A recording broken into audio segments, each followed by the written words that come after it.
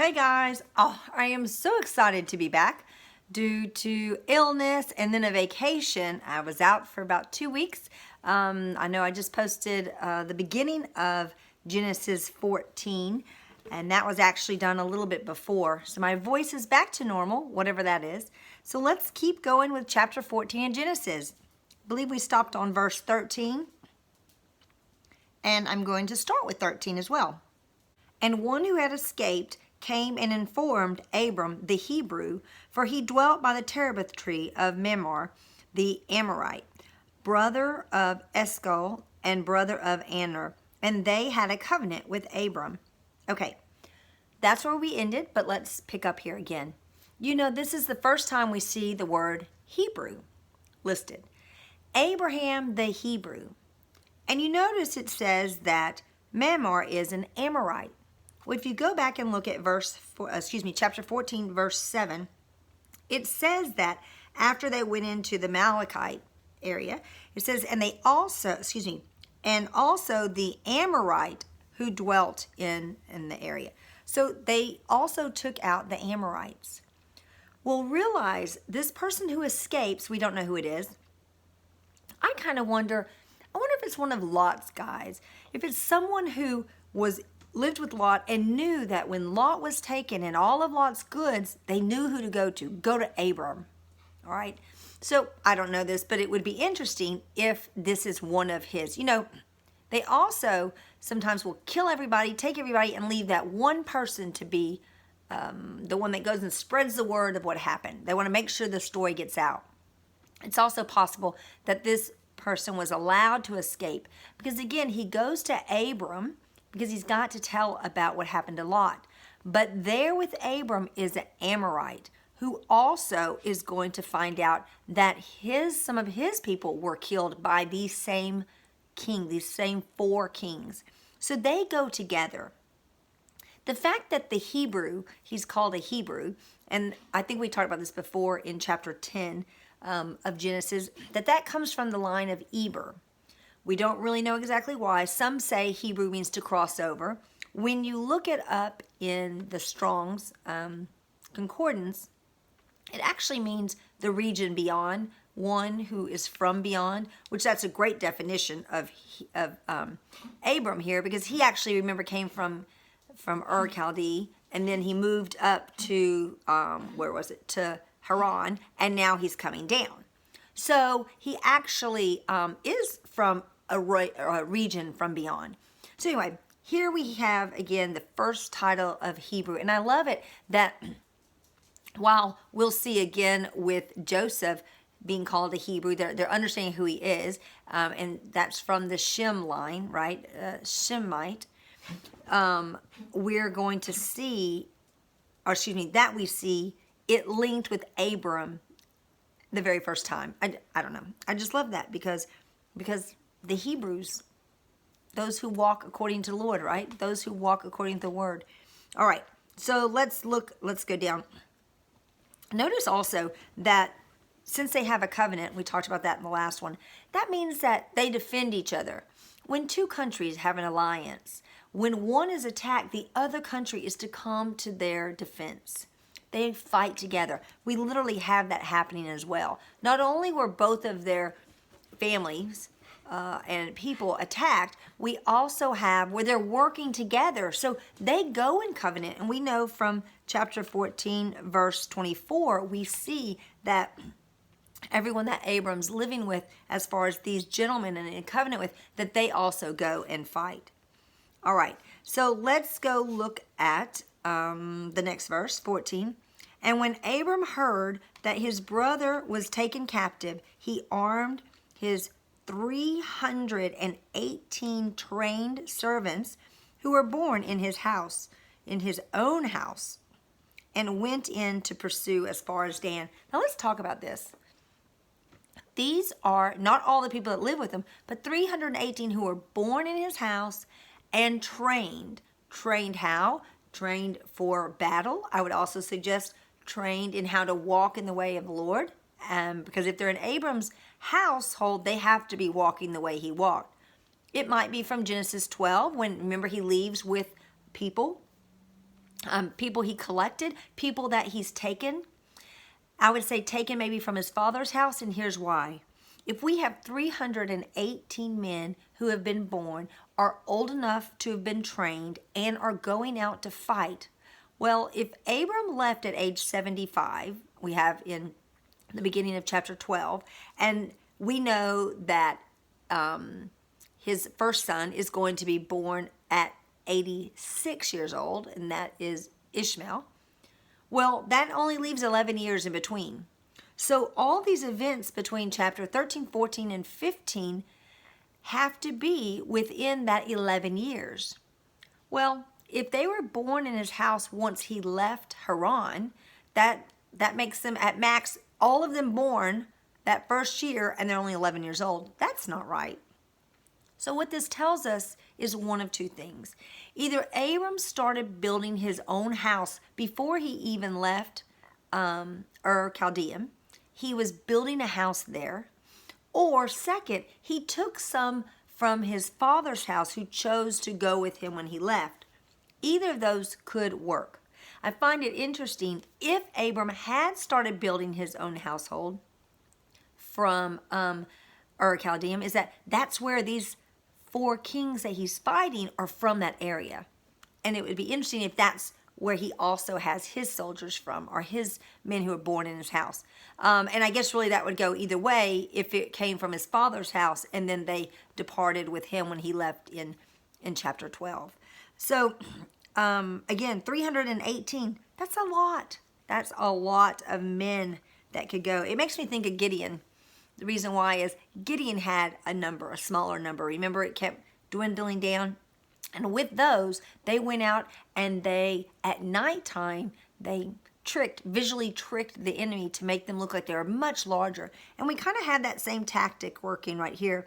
In verse 15, it says, "And he and his servants divided against them by night, and struck them, and pursued them as far as Habar, which is on the left of Damascus." Okay, let's talk about this. Damascus, that's north. You notice in the verse before it says as far as Dan. I find that interesting. Dan, actually, that area, it's where Abram came through. If you ever go to Israel and you go up to the area of Dan, there is a, what is it? It's a national park, and you can go into that national park and you can see what's considered the gate that probably Abram had come through. Now, that gate was considered the area of Dan, but not when it was built. Well, hold on, let me say this. Possibly not. We have 2 possible scenarios. One, it was called Dan prior, and it just happens to get renamed the same name later. Or 2, it becomes known after Israel moves into the land. When Israel moves into the land, what happens is the tribe of Dan decides they don't like where they are, and they leave and they go up north to the top, to the area of Israel that's called Dan. And that's where they set camp. That's later on when we have the 2 kingdoms. That's one of the places that they set up one of the golden calves, and they had false worship. It's actually an area that has ruins of their worship area when they were worshiping the golden calf. An example of the altar, example of what they mimic and stole from the Lord's word that he gave to Israel down in Jerusalem to set up. They steal that and they mimic that system, and they use it to worship false idols. So Dan is north. It's thought that maybe this is added in so that we as readers today understand where that area is. That's very possible. I wouldn't argue anyway, and I'm not a scholar on this. We know that Dan means north, and the fact that we have Damascus listed is also in that area. So they not only went from the Dead Sea area, right? His men went Dead Sea area, and they raced up. They went up north all the way up to the Damascus area.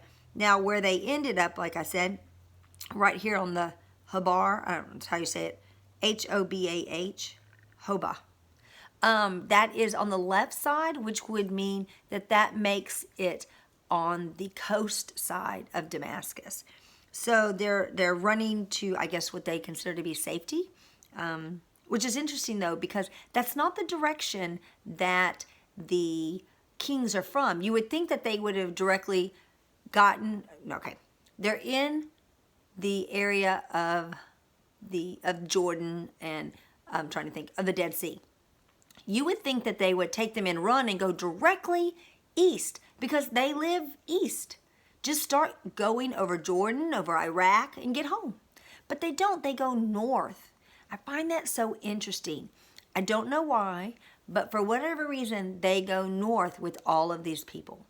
It's almost like, it'd be like here in America, if you are in Texas and you want to go to Florida, you decide that you get there by New York. Makes no sense. No sense at all. Or actually, even a better scenario would be if you're in Texas, you want to go to Florida, instead you go through Colorado. That's actually more accurate because it takes you even further the opposite direction and further north before you come back down. So again, it's an interesting scenario. It is possible they went north to hit the Euphrates River and follow it down, very possible. But anyway, the direction they go, I find interesting. Damascus is a place that is to be watched to all the way to the end, to the end times, right? Damascus has said it's going to be ruined and no one will ever dwell in it again. So I think it's also interesting that here we have Abram in this battle where he is kind of being an example of Messiah going, and we have the Damascus area involved. Okay, verse 16 says, so he brought back all the goods and also brought back his brother Lot and his goods as well as the women and the people. All right, and verse 17 says, and after his return from the striking of, I can't say it, Kedorlaomer, and the kings who were with him, the king of Sodom came out to meet him at the valley of Sharah. I'm not saying that right either. That is the King's Valley.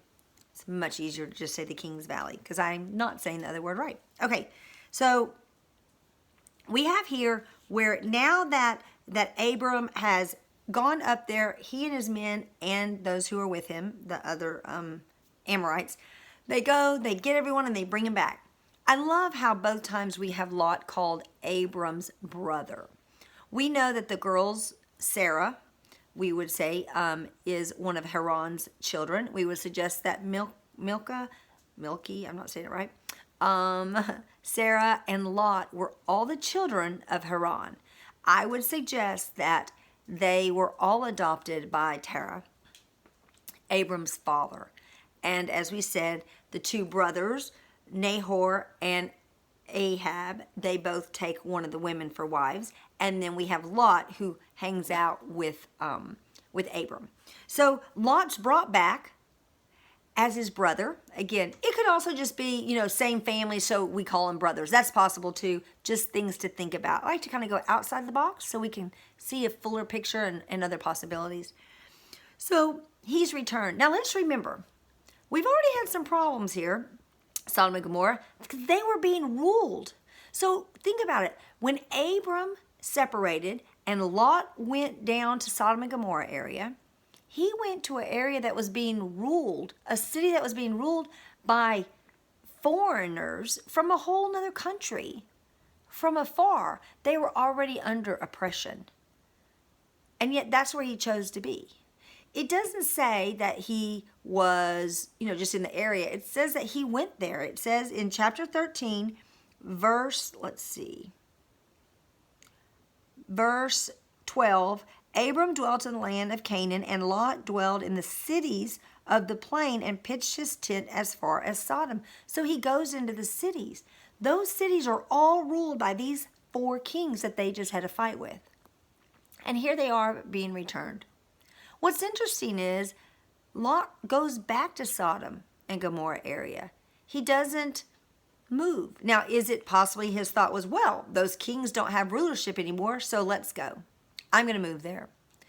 In chapter 19, we're going to see the end of Sodom and Gomorrah, right?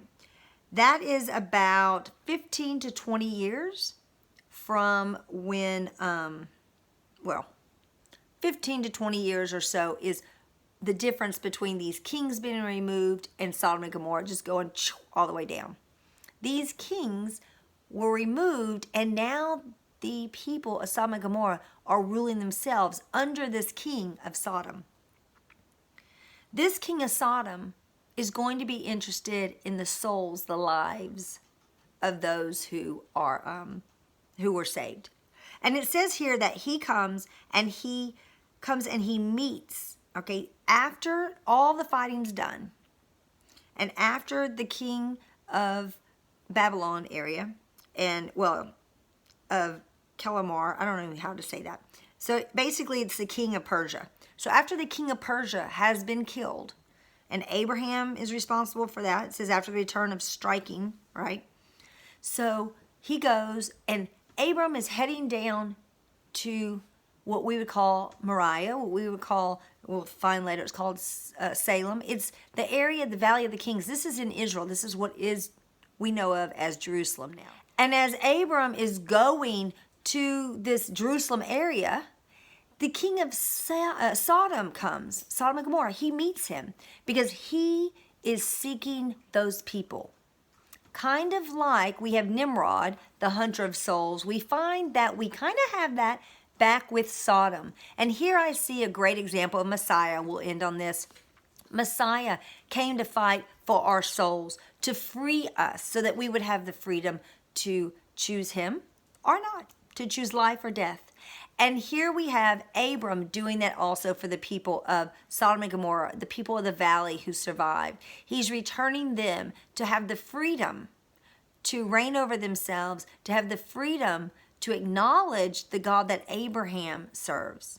He has given them this freedom of choice. And we're going to find that they choose poorly when we get to chapter 19. But I guess we'll end on that. End with the thought of what kind of choices did they have when they were being saved from this terrible situation, and would we and do we make wise choices when we're saved from those types of situations? When we're given life or death, do we choose life? Because we've got all these great examples, and we've got to take advantage of them so we do choose correctly. On that note, we will end. I thank you so much for sharing time with me, and I hope you have a great day. Bye.